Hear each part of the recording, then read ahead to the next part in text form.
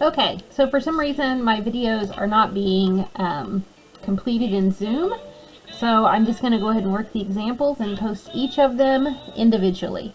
So this was the determine the force in each cable if the plate weighs 5,500 pounds, and we can look, all of our cable forces are in the Z direction. So if this were like, say, a crane picking it up, it can be moving up. If the wind blew, it would be rocking and a rolling.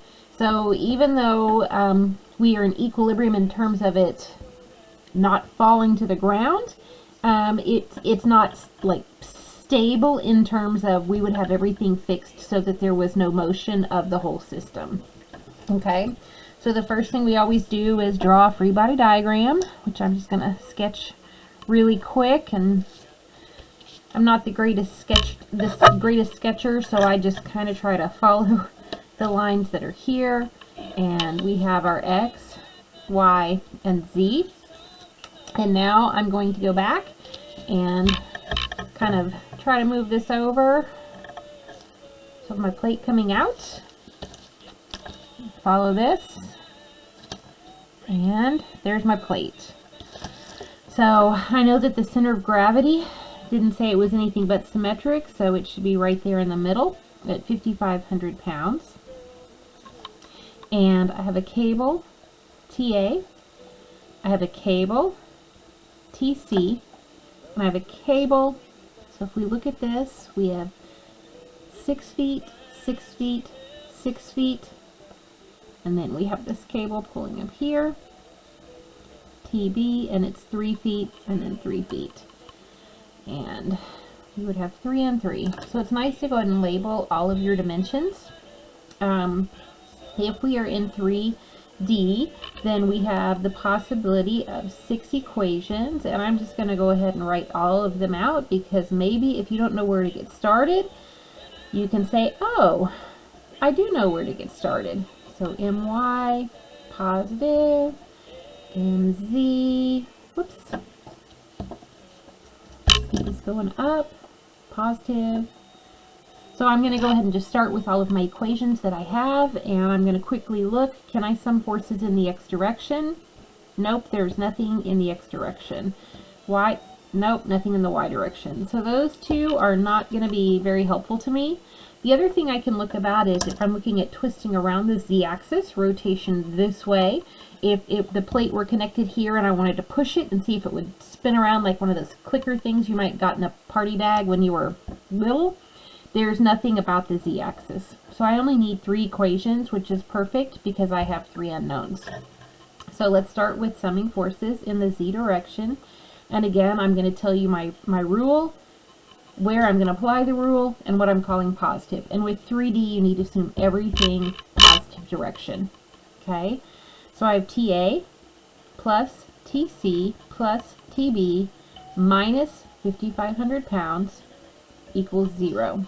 So I can keep all of my unknowns on one side and put my known on the other side so that I have something set. So I have 3 equations and 1 unknown. So that tells me I need 2 more equations. So let's go to summing moment about the x-axis.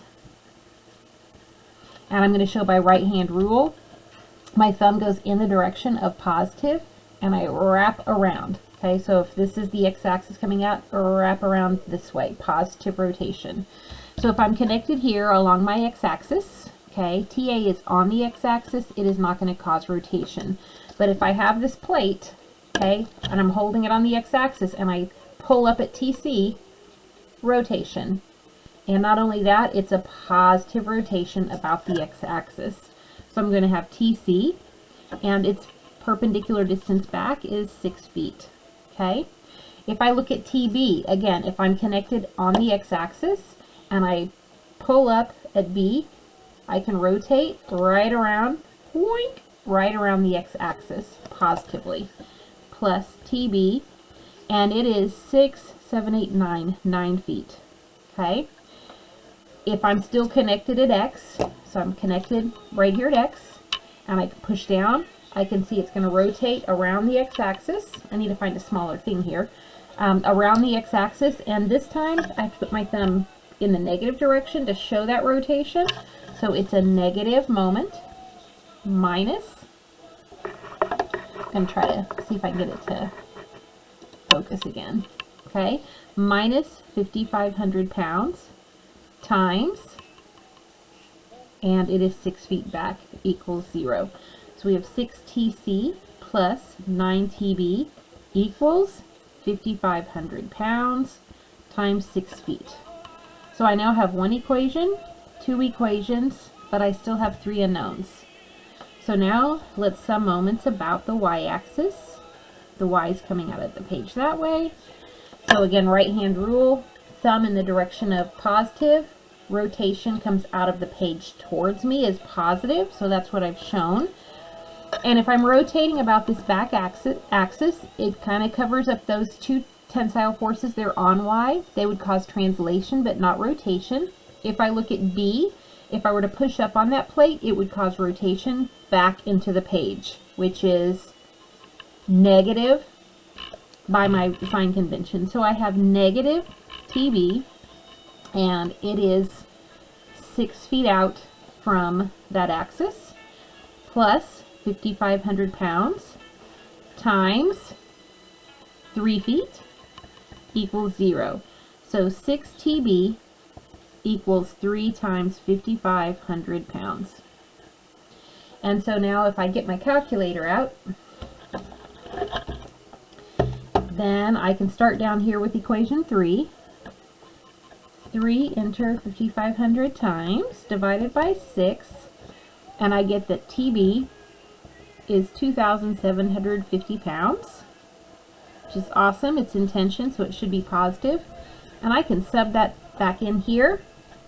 Okay, so I'm going to have 5,500 6 times, and then I'm going to have 9 times TB, and I'm going to subtract it, and then I'm going to divide through by 6.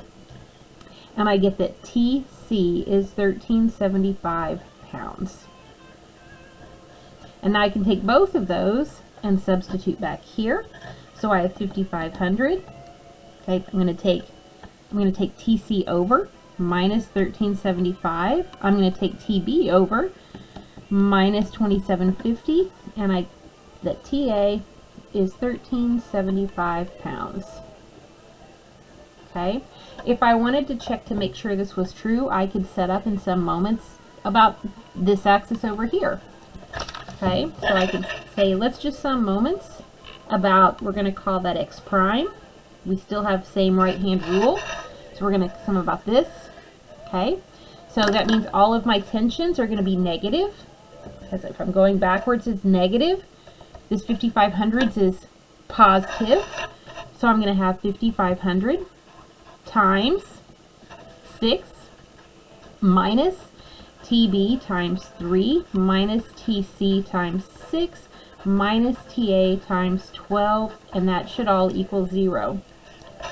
So I have 5,500 times 6 minus 2,750 times 3 minus 1,375 times 6 minus 1,375 times 12, and all of that nonsense ought to equal 0.